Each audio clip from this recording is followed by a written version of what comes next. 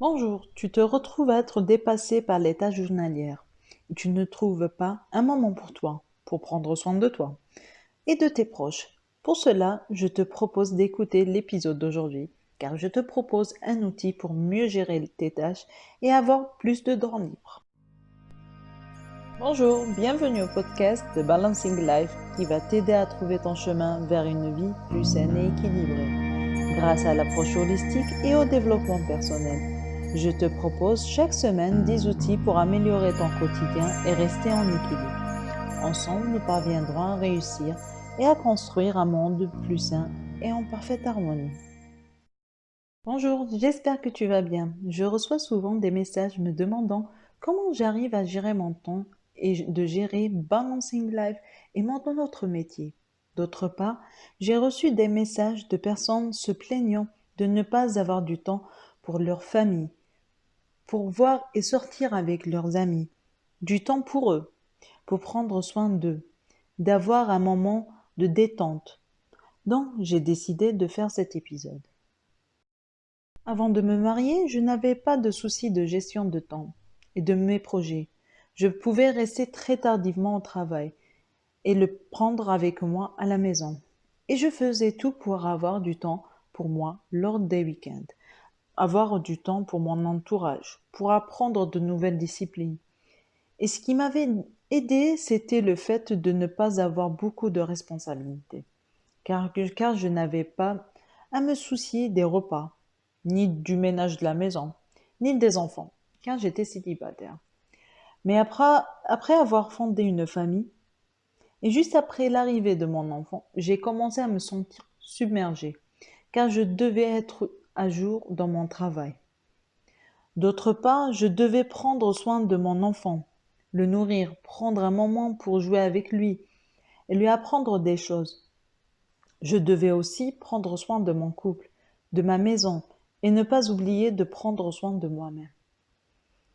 Étant une personne perfectionniste et qui aime prendre soin des autres, je commençais à me délaisser, à ne plus prendre soin de moi et de mon couple pour pouvoir arriver à finaliser les autres tâches.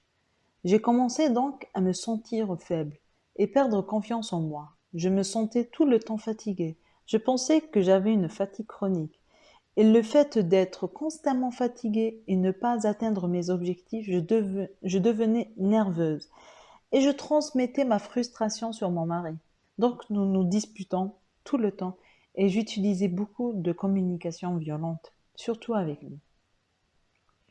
D'autre part, je sentais que je passais mon temps à courir après les heures et les jours et que même si je me réveillais plus tôt, cela n'allait pas régler mes problèmes.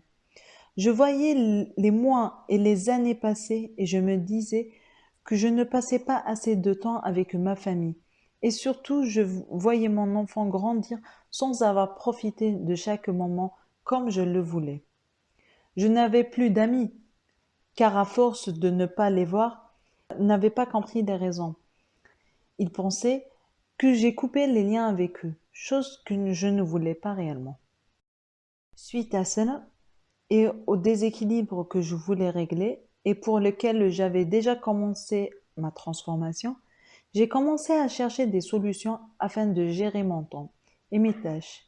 J'ai trouvé beaucoup de méthodes proposées par des personnes, comme le batching, mais personnellement, je n'ai pas pu le réaliser car je ne pouvais pas consacrer une demi-journée par exemple à cuisiner, surtout en week-end, car je voulais consacrer chaque moment avec ma famille car durant toute la semaine, nous ne sommes pas ensemble, vu nos plannings assez chargés, mon mari et moi. Donc, prendre une demi-journée pour juste cuisiner ne me convenait pas. C'est ainsi que j'ai décidé de mettre en place mon rituel que j'ai amélioré jusqu'à obtention de celui que je vais te proposer aujourd'hui.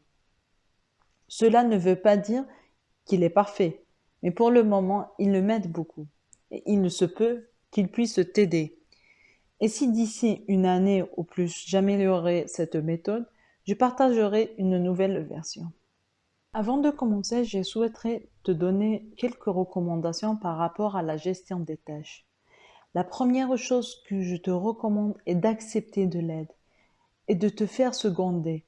Donc si tu peux déléguer quelques tâches, fais-le sans hésitation, qu'importe s'il s'agit des tâches à la maison ou au travail. J'ai vécu dans un milieu où je devais prouver que j'étais forte, que je pouvais faire toute seule les choses. L'une des choses qui fait que je ne demande pas de l'aide à mon mari pour les tâches ménagères, sachant que lui m'avait toujours soutenue et demandé si j'en avais besoin. Mais avec le temps, j'ai appris à déléguer, à demander de l'aide au travail comme à la maison. Il faut que tu te mettes dans la tête que tu es humain et que tu ne peux pas tout faire tout seul pour ton bien-être, pour ta santé, et que même les robots, si tu les utilises constamment et que tu les surutilises, ils tombent en panne. Donc imagine-toi qui est humain ce qui peut t'arriver.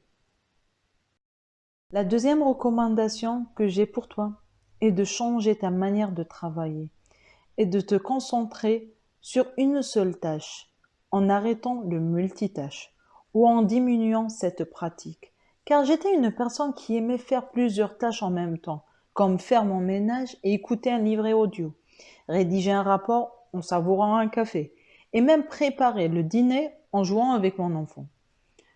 Oui, nous sommes tous malins, et nous les femmes pouvons être multitâches. Mais est-ce que tu profites du moment en question? Par exemple, est-ce que je savourais mon café quand je rédigeais mon rapport? Ou plus, est-ce que je savourais le moment que je passais à jouer avec mon enfant tout en faisant attention à ne pas brûler mon dîner? Ma réponse est non, et je regrette ça. Je ne te dis pas tu dois impérativement devenir et exercer le monotache tout le temps, durant la journée. Mais tu dois choisir les tâches où tu vas exercer le monotache ou le multitâche pour ne pas te sentir submergé, ni d'avoir le sentiment de n'avoir rien fait de la journée ou mal faire les choses. Donc si tu as passé toute la journée sur ton rapport, une de tes tâches après avoir fini ta journée est d'arroser tes fleurs, prends le moment et fais-le en observant le changement qui s'est produit depuis la dernière fois. Si elles n'ont pas de maladie, observe chaque détail. Ma troisième recommandation est de prendre des pauses. Il a été prouvé que les personnes qui prennent des pauses sont plus producteurs que ceux qui ne le font pas, car ils sont généralement fatigués de la première tâche. Et deuxièmement, c'est pour faire une coupure entre une tâche et une autre.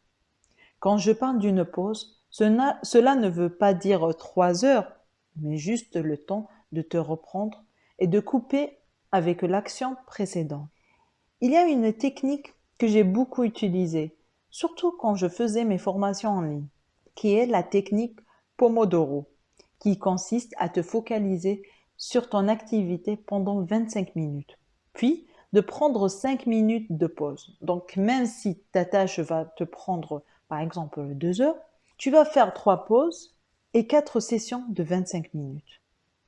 La quatrième et dernière recommandation est de te déconnecter. L'Internet, les réseaux sociaux, les messages, les appels te prend beaucoup de temps.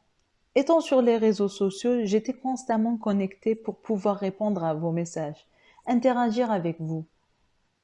Mais je me voyais à un certain moment que je passais beaucoup de temps sur mon téléphone au lieu de finaliser mes tâches. Donc je ne faisais pas toutes les tâches planifiées pour ma journée. Puis je suis restée avec moi et je me suis dit qu'il faut limiter tout ça.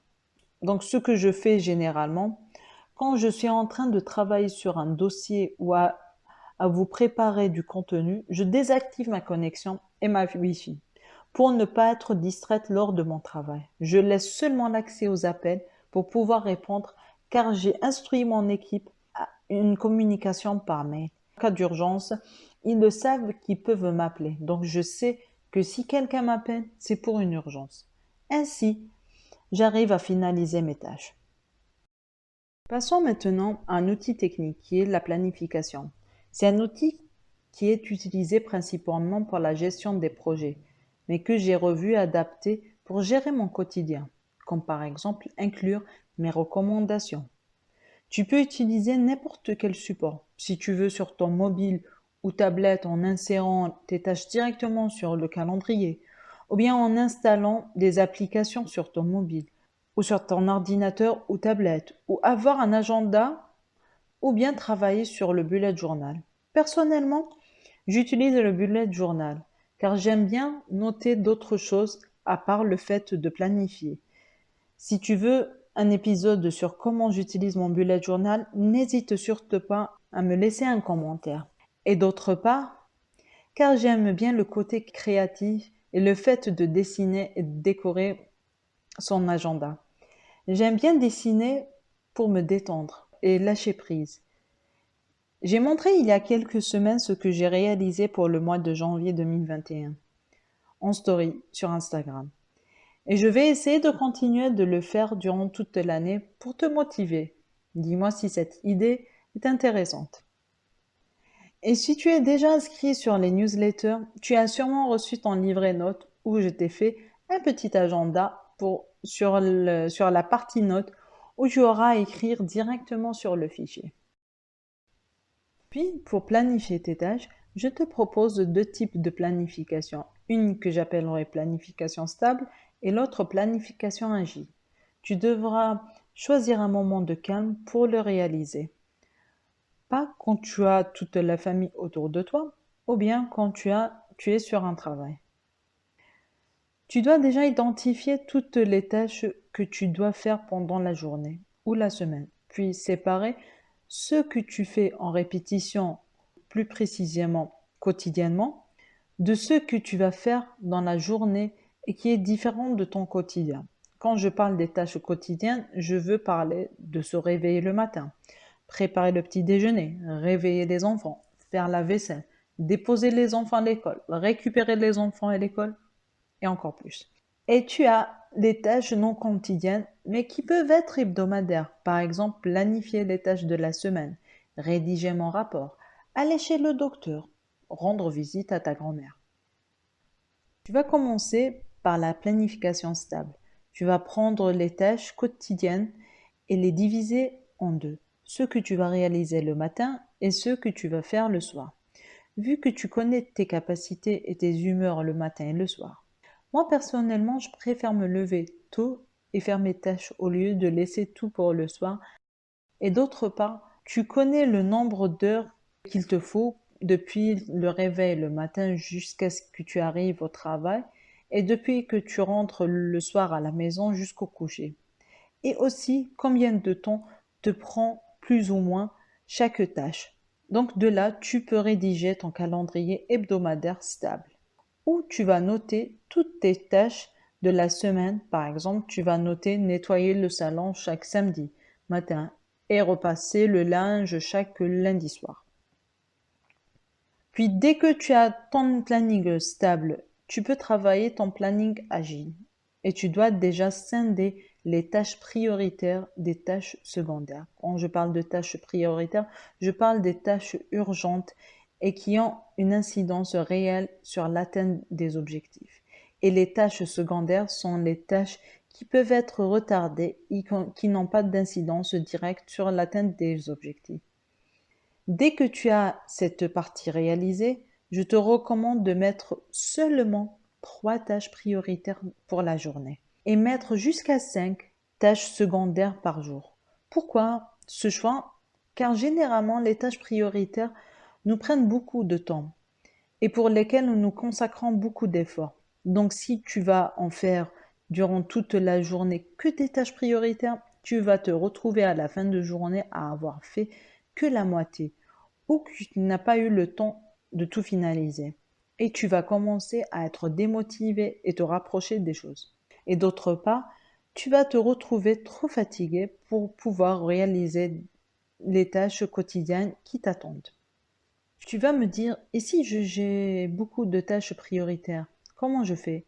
Je te répondrai que cette planification va te permettre de mieux de t'organiser et de ne pas procrastiner. Donc tu ne devrais pas avoir beaucoup de tâches prioritaires. Et si même tu te retrouves avec beaucoup de tâches prioritaires, donc tu dois aussi revoir si quelques tâches que tu as mis en priorité ne peuvent pas devenir secondaires.